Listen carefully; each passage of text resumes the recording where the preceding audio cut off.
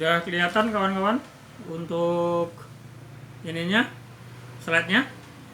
Sudah Pak.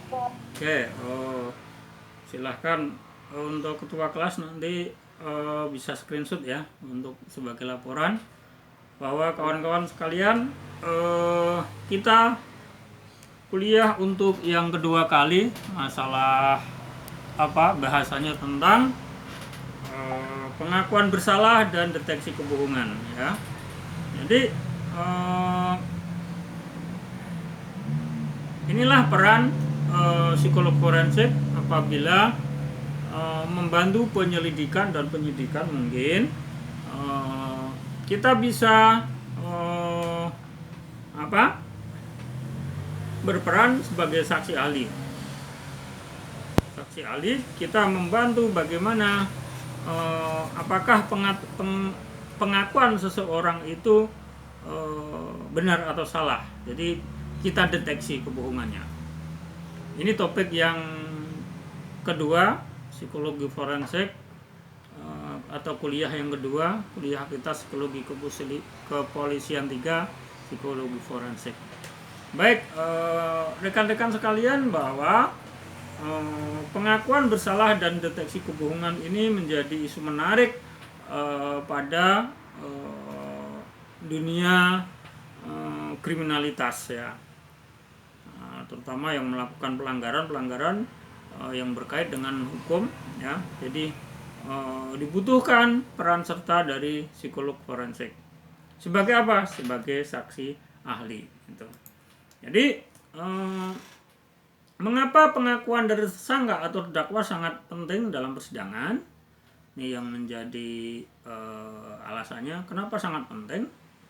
Jadi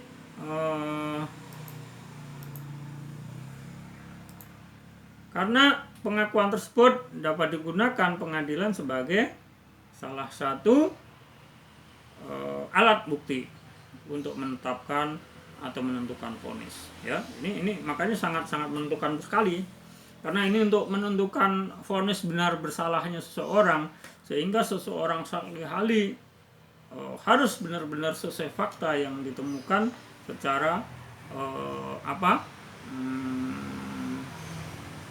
secara ilmiah sesuai dengan kepakarannya. Jadi bisa dipertanggungjawabkan ya. Itu. Apakah terdakwa dinyatakan bersalah atau tidak? Nah, misalnya kita ambil contoh film-film di Hollywood misalnya, saat polisi menangkap tersangka maka dibacakan hak-haknya ya, dibacakan hak-haknya.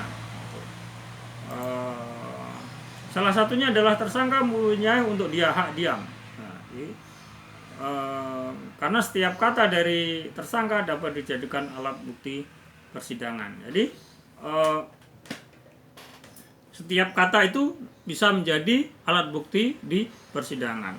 Oleh karena itu undang-undang IT kita itu dibuat untuk melindungi orang yang punya hak untuk bicara, ada orang yang punya hak untuk diam dan sebagainya. Oleh karena itu karena hak-haknya seorang tersangka mempunyai hak untuk diam gitu ya. Kalaupun toh bicara, mungkin seorang tersangka, apalagi seorang yang sudah terkenal atau viral sebagai seorang gembong narkoba misalnya, sebagai seorang penjahat besar misalnya, dia kata per kata akan sangat hati-hati gitu ya, sangat hati-hati sekali bagi dia ngomong gitu. Karena apa? Untuk perkataan itu akan ditelisik ya, akan kata per kata akan dipelajari di sana gitu. Nah, karena kata-kata tersebut menjadi alat bukti di persidangan. Oleh karena itu kawan-kawan, sebelum kita lanjut, saya mengingatkan kepada kawan-kawan, hati-hatilah berbicara di media sosial ya, karena kita bisa dijerat dengan undang-undang ITE ya. Nah itu, kita bisa dijerat dengan undang-undang baru. Apakah di sana mengandung cybercrime misalnya? Nah kita hati-hati kita di medsos ya, di media sosial itu kata per kata kalau kita misalnya sudah ditetapkan sebagai tersangka, kata per kata itu bisa jadi barang bukti. Tolong banget hati-hati dalam berbicara di media sosial. Oke, selanjutnya karena kata per kata itu bisa jadi alat bukti di pengadilan, maka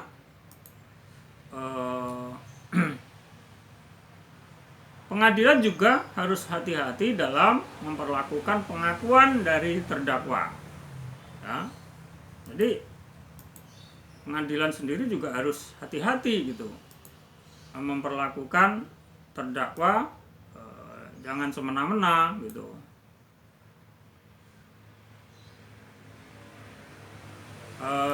Artinya apa?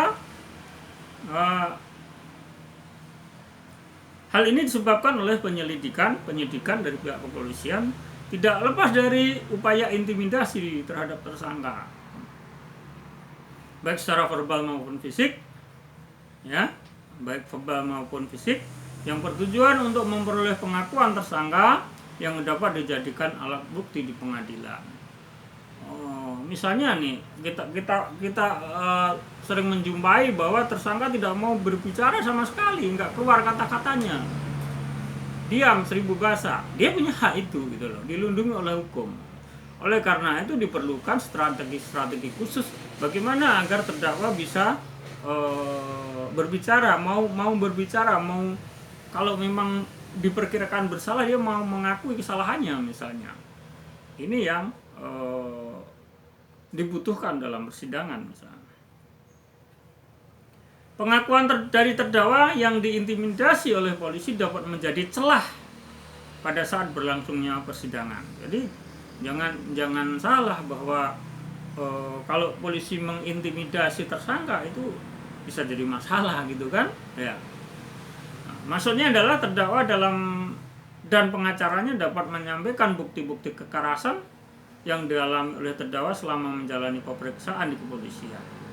Udah nggak zamannya lagi polisi meminta keterangan terdakwa dengan cara-cara kekerasan, misalnya kaki diinjak kaki.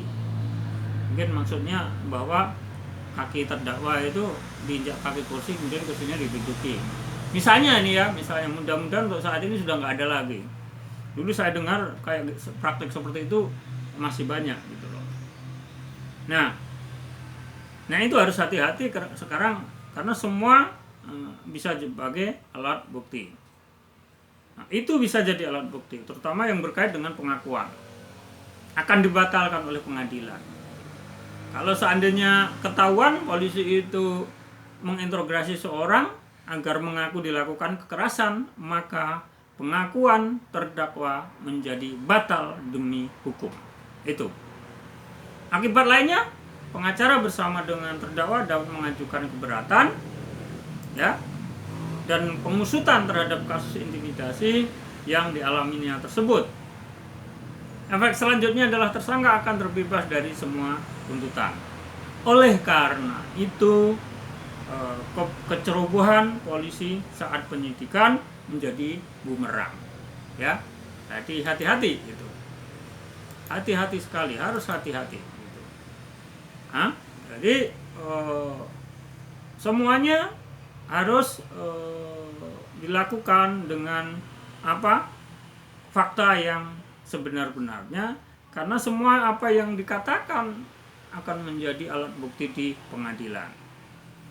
Kecerobohan polisi saat menginterogasi itu juga menjadi trik tersendiri untuk lawyernya, untuk pengacaranya. Oleh karena itu, agar hati-hati, maka di sana psikolog forensik dilibatkan. Dasar hukumnya apa sih? Ada dasar hukumnya ya. Kita nggak terlalu spesifik membicarakan dasar hukumnya ya, tapi ada aja lah nih, Undang-Undang Nomor 8 Tahun 1981 tentang hukum acara pidana. Misalnya bab 6, bab 7 tentang tersangka dan terdakwa, tentang bantuan hukum dan sebagainya. Kemudian Undang-Undang Nomor 2 nomor 13 tahun 2006 perlindungan saksi dan korban. Nah, ini yang nantinya menjadi payung hukum buat tersangka ya. Buat tersangka yang kemudian ada saksinya, gitu. Ada korbannya.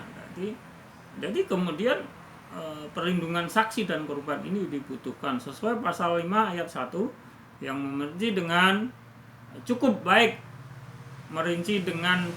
hak-hak asasi saksi dan korban. Kemudian bertutur kata kasar dan bernada kemarahan. Nah, ini juga nggak boleh dilakukan oleh penyidik ya, oleh polisi. Bagaimanapun juga harus tetap menghargai harkat dan martabat manusia, gitu ya. Menyalahi dan atau menyimpang dari prosedur tugas misalnya. Ini juga sangat dicermati. Mudah-mudahan sampai saat ini sudah nggak ada lagi ya yang namanya kong kali kong dengan terdakwa misalnya. Ini mudah-mudahan untuk saat ini mulai dikikis lagi, sudah nggak ada lagi gitu. Mempersulit masyarakat yang membutuhkan bantuan pertolongan. Nah, ini juga untuk sekarang hati-hati gitu. Sekarang hati-hati. Polisi pun bisa dikenakan pasal-pasal yang ada di KUHP. Ada juga di Undang-Undang Nomor 2 Tahun 2002 tentang Kepolisian Republik Indonesia pasal 7 misalnya, anggota kepolisian negara Republik Indonesia senantiasa menghindarkan diri dari perbuatan tercela yang dapat merusak kehormatan profesi organisasinya, misalnya bertutur kata kasar ya, bernada kemarahan itu ya, menyalahi atau menyimpang dari prosedur tugas, bersikap mencari-cari kesalahan masyarakat misalnya. Itu masih banyak sekali dikeluhkan. Polisi nyari-nyari kesalahan gitu ya. Tapi kalau kita itu jauh dari hal-hal yang semacam itu, kita tidak akan ketemu gitu loh. Nah, mempersulit masyarakat yang membutuhkan bantuan pertolongan, menyebarkan berita yang dapat meresahkan masyarakat. Ini hati-hati gitu. Nah, sebagai seorang polisi, seorang penyidik harus hati-hati menyebarkan berita ini. Bisa meresahkan masyarakat ya. Kalau yang diberitakan ini nggak terima atas apa yang diberitakan, maka penyidik atau polisi itu bisa dituntut balik gitu. Selanjutnya, kalau kita masih bermain dengan pasal, peraturan Kapolri juga ada, peraturan Kapolri nomor 8 tahun 2009 tentang implementasi prinsip-prinsip dan standar HAM dalam penyelenggaraan tugas negara Republik Indonesia, gitu ya. Itu. Misalnya dilarang melakukan penangkapan dan penahanan secara sewenang-wenang dan tidak berdasar hukum. Nah, nanti alibinya salah tangkap lah. Ini tidak boleh lagi terjadi ya, dengan alasan salah tangkap dan sebagainya. Itu. Pelecehan dan atau kekerasan seksual terhadap tahanan atau orang-orang yang disangka terlibat dalam kejahatan. Ini sangat melanggar sekali ya kalau seorang polisi melakukan kekerasan, pelecehan seksual terhadap tahanan atau orang-orang yang disangka terlibat. Kemudian kita masih bicara pasal 11 ayat 1 telah ditegaskan bahwa setiap petugas anggota Polri dilarang melakukan penangkapan dan penahanan sewenang-wenang. Udah tadi ya, penyiksaan tahanan terhadap orang disangka, udah pelecehan seksual dan sebagainya. Kemudian menerima suap. Nah, ini masih dikeluhkan sampai sekarang ini. Nah, harapannya sudah nggak ada lagi polisi menerima suap. Menghalangi proses peradilan atau menutup-nutupi kejahatan, misalnya. Nah, penghukuman dan tindakan fisik yang tidak berdasarkan hukum, corporal punishment, ya, tidak boleh lagi dilakukan oleh anggota kepolisian yang melakukan penyidikan. Kemudian perlakuan tidak manusiawi terhadap seseorang yang melaporkan kasus pelanggaran HAM oleh orang lain. Nah, ini kadang yang masih menjadi problem nih. ini mau melaporkan seseorang yang melakukan pelanggaran justru jadi korban gitu. Melakukan penggeledahan atau penyitaan yang tidak berdasar hukum. Nah, ini polisi dalam melakukan penggeledahan atau penyitaan harus berdasarkan hukum, nggak boleh sama gue gitu. Menggunakan kekerasan atau senjata api yang berlebihan. Gitu. Misalnya ketika sedang atau mau menangkap penjahat narkoba, misalnya gembong narkoba, misalnya dia serta-merta langsung menembak, itu nggak boleh, pasti ada peringatan lebih dulu misalnya. Bagaimana peringatan menembak, misalnya diarahkan ke atas dulu, misalnya. Ya, ini ada aturannya. Oh berarti misalnya aja atas dari Nah, dalam melaksanakan kegiatan penyelidikan, setiap petugas polisi dilarang melakukan intimidasi, tadi sudah, ancaman sudah, siksaan fisik, psikis, seksual untuk mendapat informasi, keterangan atau pengakuan. Ini sudah tadi. Memberitakan rahasia yang berperkara. Nah, ini sebetulnya nggak boleh ya, berperkara yang sangat rahasia tapi diberitakan, yang sekiranya berdampak pada buntunya penyelidikan, ini tidak boleh dilakukan. Memanipulasi atau berbohong dalam membuat atau menyampaikan laporan hasil penyidikan misalnya. Jadi hasilnya tidak sesuai fakta yang ditemukan di lapangan, misalnya dirubah dan sebagainya. Hasil investigasinya tidak ditulis apa adanya, tidak dilaporkan apa adanya, ini sudah pelanggaran berat. Kemudian melakukan ini dulu, merekayasa laporan sehingga mengaburkan investigasi, ya. Memutarbalikkan kebenaran, ya. Dulu terkenal sekali di polisi itu. Kalau bisa dipersulit, kenapa dipermudah, kan gitu ya. Tapi sekarang tampaknya sedikit demi sedikit sudah harus dirubah, ya. Kalau bisa dipersulit, kenapa dipermudah, itu harus dibalik, ya, harus dibalik lagi. Kalau bisa dipermudah, kenapa dipersulit? Nah, itu yang melakukan tindakan yang bertujuan untuk meminta imbalan dari pihak yang berperkara. Banyak yang berkata penyidik itu, saya kan tidak minta, saya kan diberi gitu. Nah, kalau budaya seperti ini terus berlangsung, maka pengadilan tidak akan fair gitu loh. Laporan tindak pelanggarannya tidak akan fair.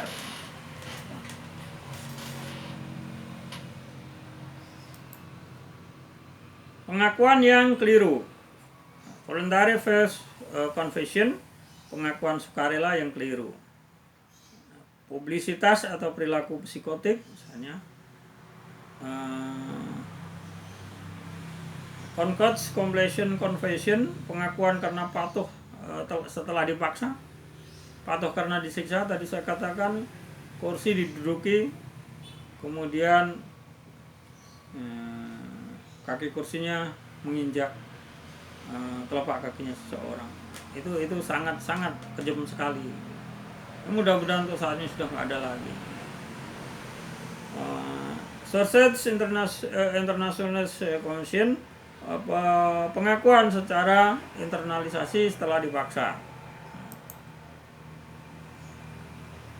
setelah disiksa. Jadi ini dikaburkan semua sebetulnya, pengakuan yang keliru kalau seperti ini. Dia mengaku bersalah, menabrak orang sampai mati, misalnya sampai meninggal, tapi ini karena ketakutan pengakuannya. Jadi sebetulnya bias gitu loh, karena ketakutan pada polisi yang menyidiknya, akhirnya ngaku. Nah, itu gampang sekali kalau seperti itu. Ketika akan dilakukan rekonstruksi orang pasti itu akan timbul masalah, karena ya akan timbul masalah. Masalahnya apa? Dia akan sangat kaku sekali mempraktekkan rekonstruksi ulangnya gitu loh, karena dia tidak melakukan. Nah, ini kesalahan dilakukan oleh penyidik, gitu, memaksakan kehendaknya. Interogasi. Tujuan interogasi adalah untuk mendapatkan lebih banyak informasi tentang kasus tersebut, ya. Jadi interogasi itu bukan untuk menyakiti, tapi untuk mencari keterangan, mencari informasi, gitu ya. Mana mungkin orang akan bicara sejujurnya, apa adanya kalau dia tersiksa, gitu loh. Mau tak mampu mengakui misalnya. Kemudian TKP kronologis membujuk tersangka untuk mengaku. Itu kawan-kawan, apa yang kita bahas tentang hari ini, sedikit tentang pengakuan bersalah dan deteksi kebohongan, ya. Jadi seperti itu. Nah, kawan-kawan, tadi